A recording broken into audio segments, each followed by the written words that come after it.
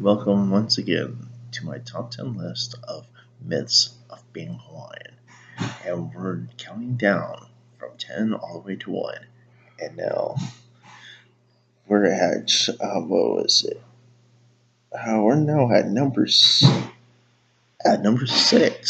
Okay, we're at number 6. Okay, number 6. I have a list. So, number 6. It's kind of funny to me a little. Hawaiian and Pidgin is the same language. No. Yeah, that's also misunderstanding. Just because they see Hawaiian speaking Hawaiian and they speak Pidgin and thinking they're one and the same. No, they're not.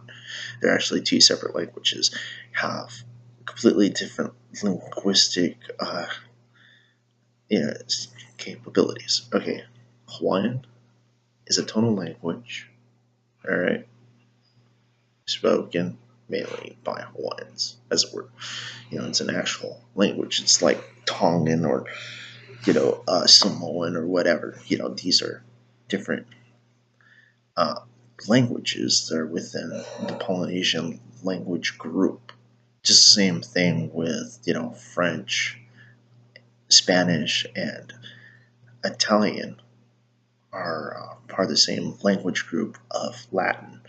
Although French is mainly Latin, but they add Greek and also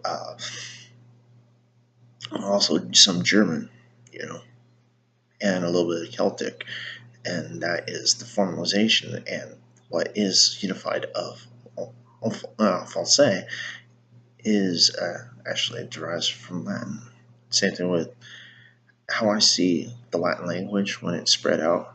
Like Italians speak up kind of like a fucked up form of Latin, but it's more closer.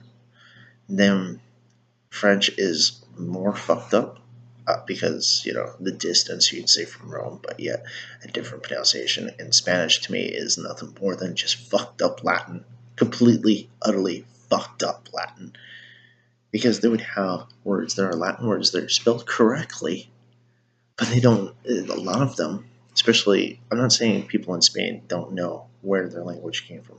A lot of them do.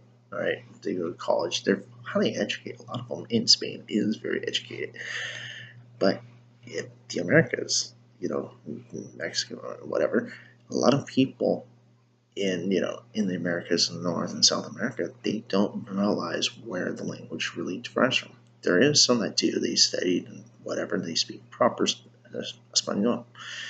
But just think of those, hey, it's a derivative of Latin. You can say it's a fucked up form of Latin, very fucked up, but it grew to become its own language. Same thing with Pidgin. Pidgins first started with English and Hawaiian mashed together to form a combination of the language. So, an in between, so two people of two different groups can be able to somewhat communicate, understand each other. And then you have all these other influxes, and the language grew and grew and morphed over time. So, a lot of today, most people in the Americas, especially on the mainland, we think of Hawaiian, of Pidgin. Here, Pidgin, we actually think it's surfer lingo or typical California 80s slang, which it's actually Pidgin from Hawaii, from the islands. From drive all the way back to